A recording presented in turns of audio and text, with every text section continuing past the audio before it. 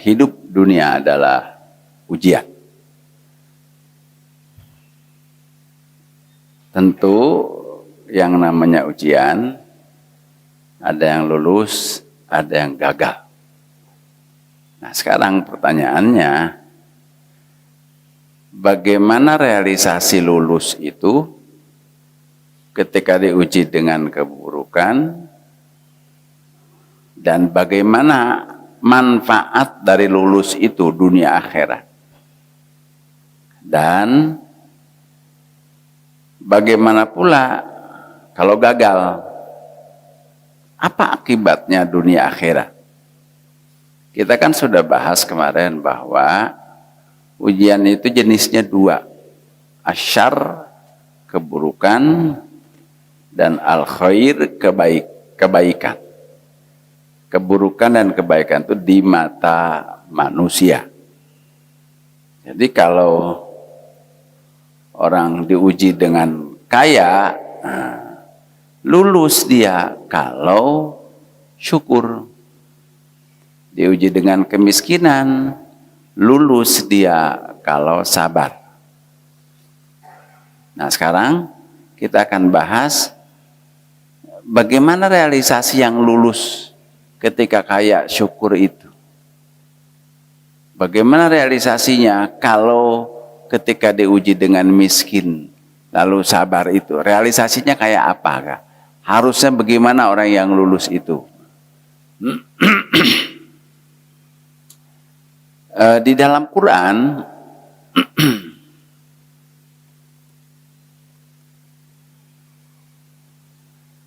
itu dua kelompok yang lulus, baik yang bersyukur maupun yang bersabar, itu dirinci tapi di ayat-ayat yang berbeda-beda gitu ya.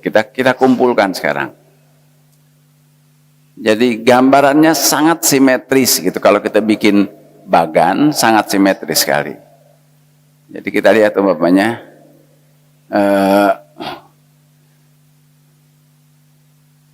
bentuk ujian itu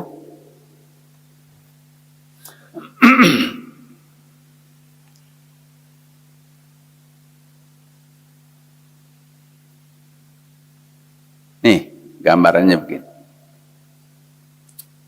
Jadi kalau kita lihat di ayat yang kita bahas kemarin surat Al-Anbiya surat 21 ayat 35 itu, wa nablukum bisyarri wal khairi fitnah. Kami kata Allah akan menguji kalian dengan keburukan dan kebaikan sebagai cobaan. Nah, kalau cobaan berarti harus lulus. Diuji dengan keburukan, jika dia mengucapkan inna lillahi wa inna ilaihi raji'un, itu berarti dia sabar. Mengembalikan ujian ini adalah kami memang milik Allah. Kami memang peserta ujian. Nah, itu lulus. Berarti jurusannya kemana? Ke surga. Diuji sekarang dengan kebaikan. Ketika dia keluar ungkapan alhamdulillah, maka lulus dia. Sama jurusannya ke surga juga. Setelah diuraikan pada pertemuan yang lalu bahwa di dalam surat 76, surat Al-Insan, itu ayat 5 sampai 12, cerita tentang kenikmatan surga yang paripurna diperuntukkan buat orang yang sabar. Sabar musibah.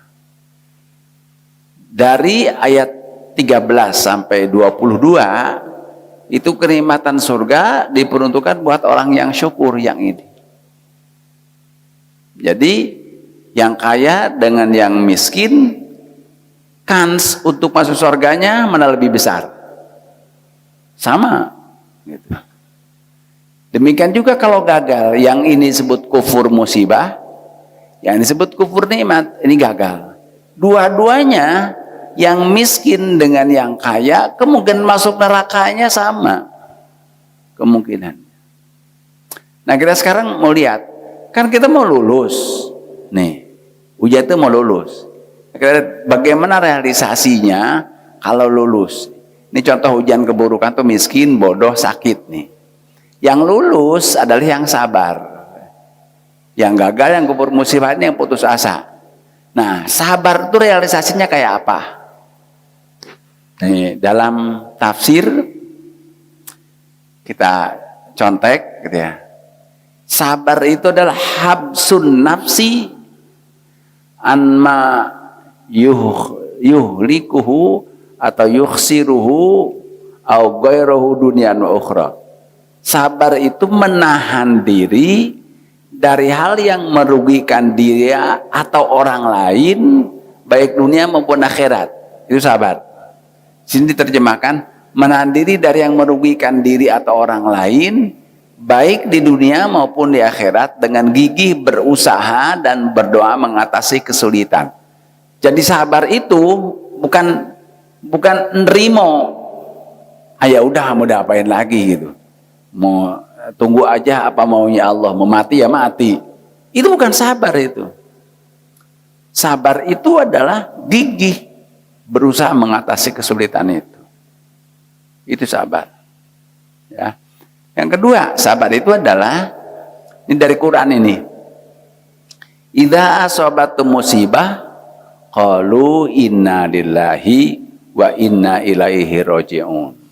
Orang sabar itu apabila ditimpa musibah, dia mengatakan bahwa kami memang milik Allah dan kami akan kembali kepadanya.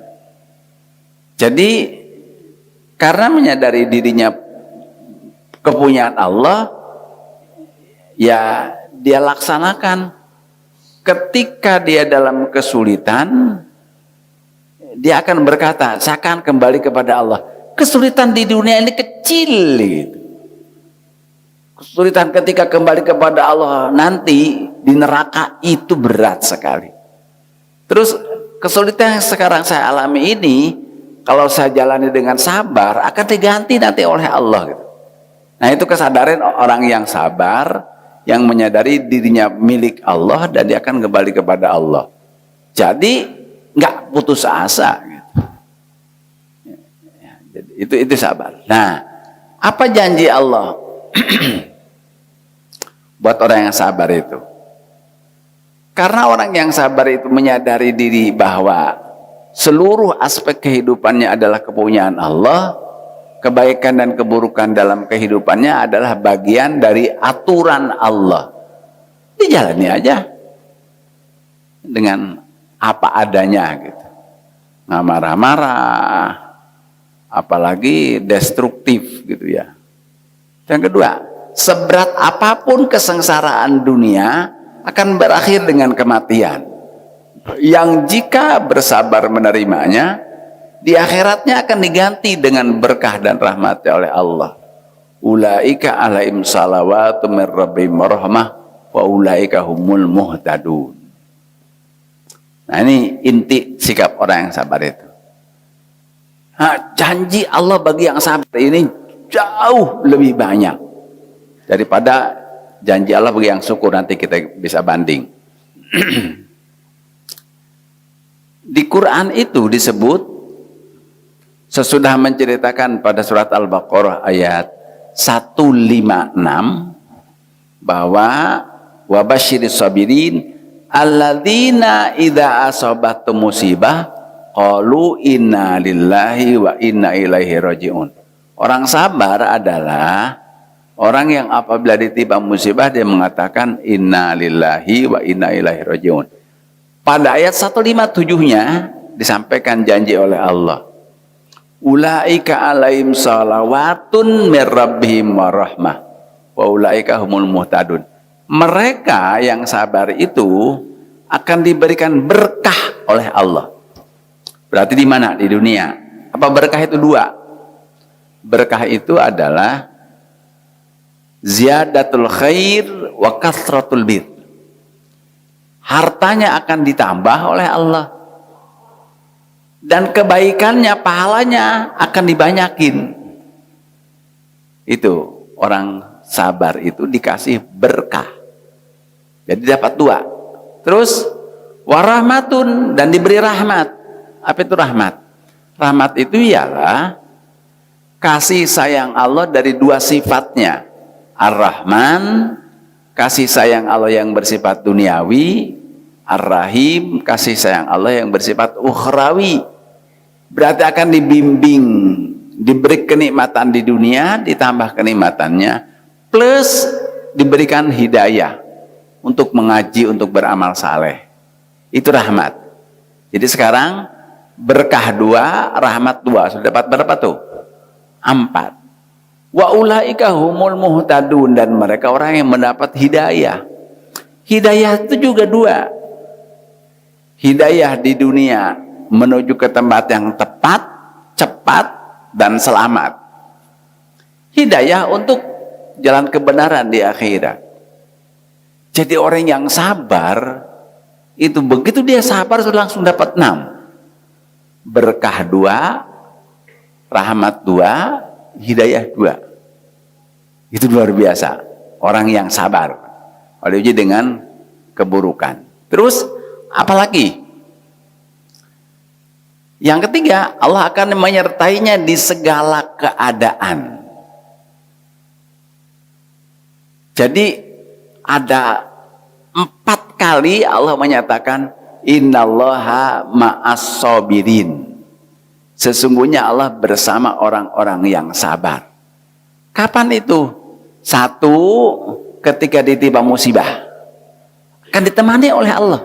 Ditemani. Subhanallah. Orang yang sabar itu ditemani oleh Allah. Di surat 2153. Terus ketika menghadapi musuh yang lebih kuat. Jangan lupa, hidup ini perang. Perang. Terutama dengan siapa? Dengan setan. Setan mengajak, menyeret kita ke neraka. Kita maunya ke surga. Itu ketika kita berhadapan dengan musuh kita, baik yang kelihatan ataupun tidak, itu akan ditemani oleh Allah. Terus yang ketiga, ketika menjalani taat kepada Allah dan Rasulnya. Orang yang sabar, betapapun dia berat, tetap sholatnya ditinggalkan. Nah itu ditemani oleh Allah. Disertai oleh Allah, ditemani oleh Allah. Terus yang keempat, ketika memperjuangkan kebenaran untuk mengungguli kebatilan. Ditemani oleh Allah. Ditemani ya, jangan nggak main-main ini. Allah menyertai dia dalam 4 keadaan. Jadi innallaha ma'as sabirin. Kita hitung sekarang. Tadi di ayat Al-Baqarah 157 itu ada 6. Apa tadi? Ditambah hartanya, dibanyakin pahalanya. Terus diberikan kasih sayang yang bersifat dunia, kasih sayang bersifat akhirat. Terus dibimbing ke jalan yang tepat, cepat, dan selamat di dunia. Di akhiratnya ke jalan Shiratal Mustaqim benar. Itu 6. Terus tambah lagi, ditemani Allah. Ada 4 kali disebut sini. Jadi luar biasa. Memang berat. Tapi anehnya ya di Quran itu, banyakkan yang lulus karena sabar. Jadi banyakkan manusia itu kufur nikmat. Jadi diuji dengan miskin, banyak yang sabar lulus gitu. Tapi diuji dengan kaya, banyak yang lupa diri. Coba sekarang jamaah subuh itu banyakkan orang miskin, mana orang kaya? Ayo. Dari mana ketahuannya? Ketika salaman. Jadi yang kaya masih ke masjid dan subuh itu hebat sekali itu. Hebat sekali. Karena orang kaya itu merasa sudah mapan, ya buat apa? Gitu. Salat itu buat yang miskin gitu. Banyak pikirannya begitu. Nah, terus bagaimana ciri orang yang gagal kalau diuji dengan kesulitan itu? Satu, kufur musibah, tertutup kesadarannya bahwa musibah itu bagian dari ujian hidup dari Allah. Nggak sadar bahwa ini ujian gitu. Saya harus lulus gitu ya. Ya kalau orang sedang ujian lalu malah dia ngambek, ditinggalkan ke ruang kelas, ke ruang ujiannya, itu nggak akan lulus kan. Nah, itu nggak sadar itu. Namanya kufur musibah. Yang kedua, putus asa. Apa putus asa tuh? Menyerah pada nasib, tidak berusaha dan tidak pula berdoa. Banyak orang yang susah gitu ya. Udah hidupnya susah gitu ya. Terus nggak sholatan. Terus buruk sangka kepada Allah. Tadi imam membaca ayat Al-Baqarah ayat berapa tadi? 268 ya. Bahwa innamaya murukum bisu'i wal fahsya'i wa antaqulu 'alallahi ma la ta'lamun. Jadi setan itu ngajar kepada manusia untuk manusia itu berpendapat kepada Allah yang salah gitu ya. Buruk sangka kepada Allah. Apa disembah juga ternyata nggak peduli dengan aku. Udah nggak sholatan dia. Nah, itu buruk sangka kepada Allah. Terus syirik dengan mencari dan menempuh jalan togut. Ini maaf ya.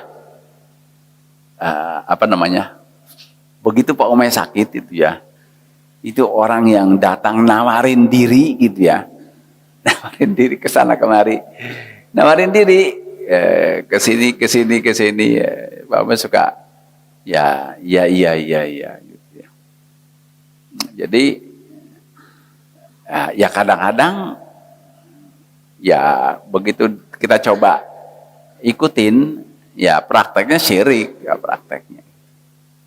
Nah, jadi itu terus mencari jalan pintas dengan tindakan dosa dan pada titik tertentu putus asa dengan bunuh diri.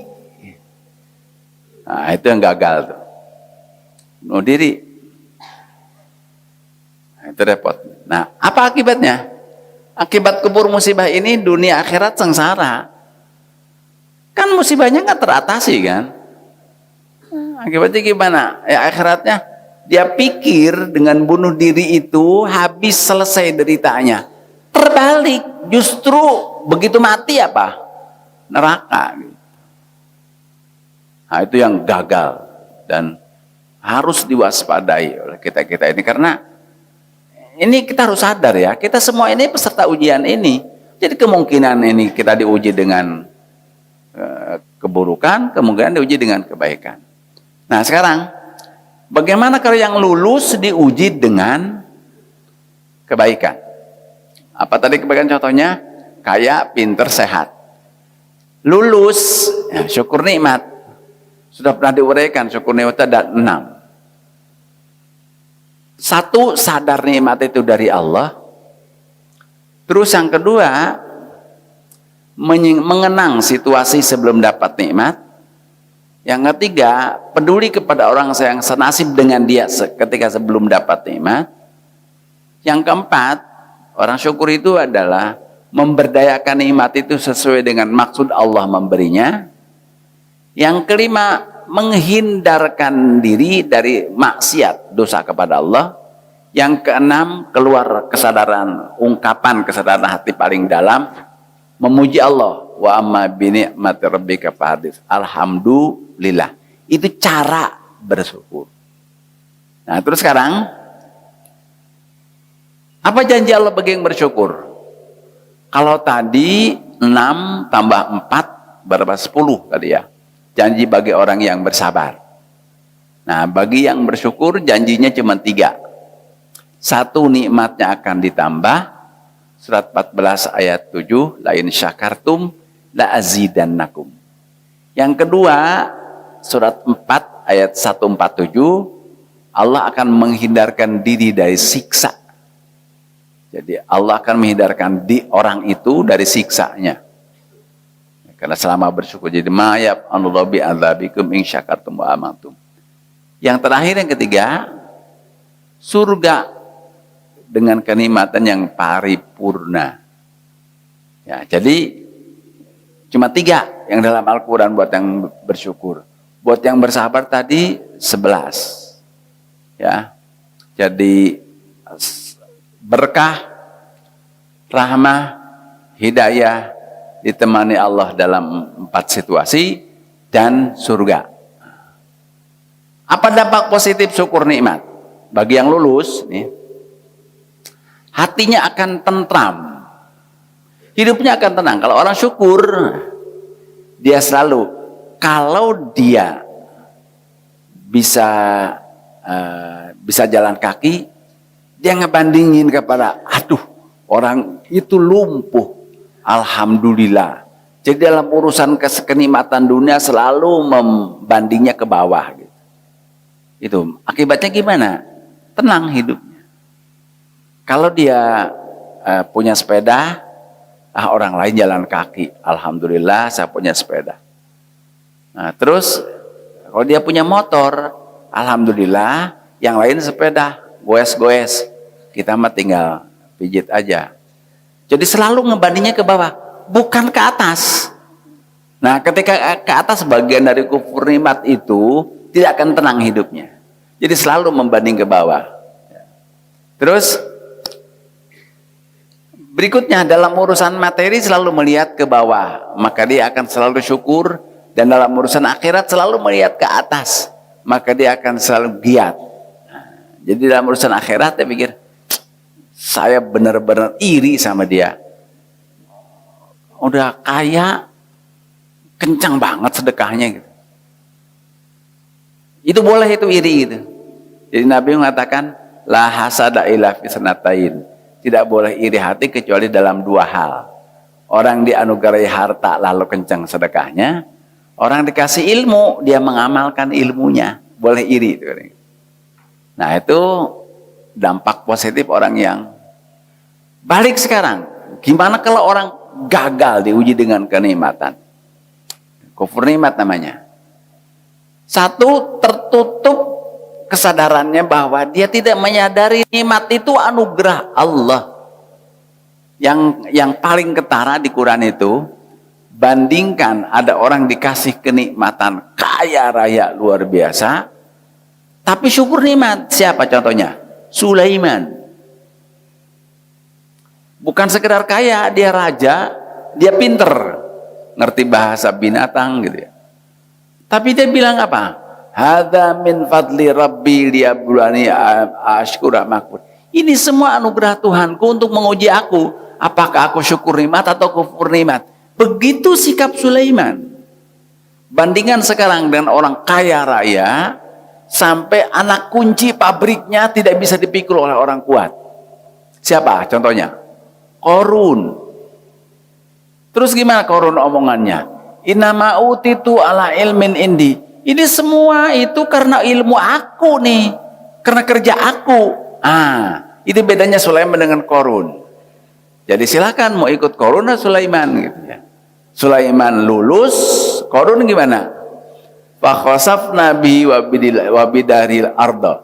Maka kami belah buminya, terus pabriknya, rumahnya, keluarganya masuk ke sini, nutup lagi buminya. Itu di dunianya, itu Qarun, ya, itu di Quran. Kalau Sulaiman, bayangkan aja Sulaiman itu matinya nggak ketahuan.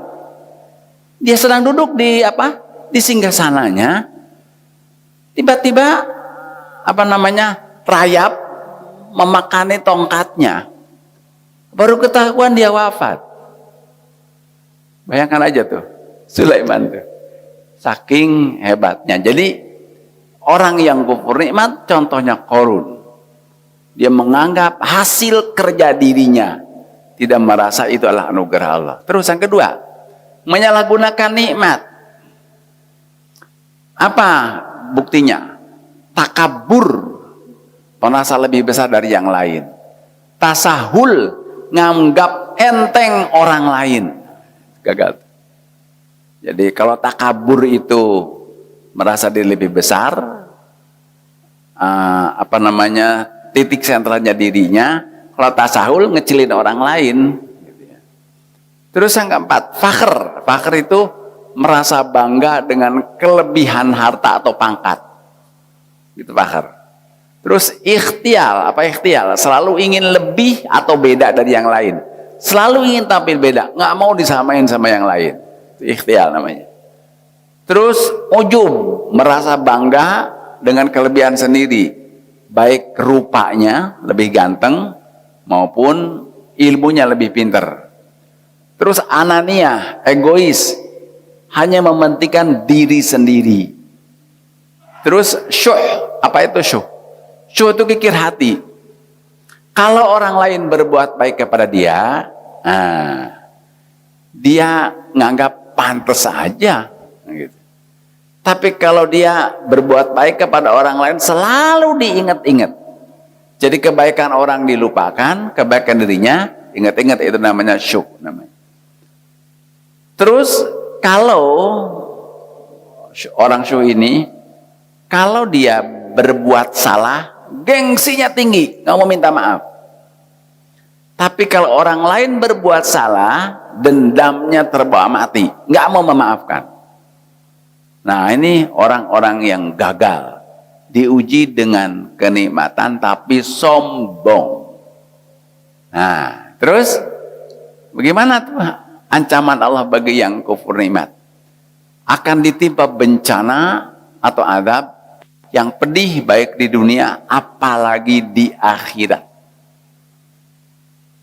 Nah, Abu Jahal gitu, Abu Lahab gitu ya. Terus dimurkai Allah dan dibenci makhluk. Orang juga nggak suka. Yang terakhir, ditimpa musibah di luar kesanggupan mengatasinya. Nah, jadi ini realisasi orang yang gagal dan orang yang lulus dalam ujian itu. Nah, sekarang tinggal ukur kita. Kan tidak ada yang keluar dari dua kemungkinan ini.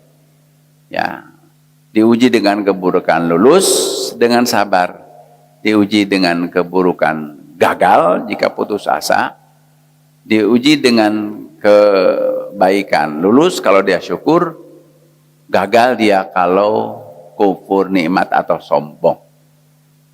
Nah, masih kita akan bahas tentang hidup dunia, masih. Kita panjang bahas dunia ini karena memang kita intinya kita sedang ada di sini, gitu ya. Jadi hidup dunia ujian dianggap selesai sampai di sini. Insya Allah kita akan lanjutkan lagi bagaimana informasi Al-Quran tentang hidup di dunia ini. Bagaimana orang Islam menatap kehidupan dunia, apa bedanya dengan orang kafir. Insya Allah dalam pertemuan mendatang. Subhanakallahumma wa bihamdik, asyhadu an la ilaha illa anta, astaghfiruka wa atubu ilaik. Alhamdulillahirabbil alamin. Assalamualaikum warahmatullahi wabarakatuh.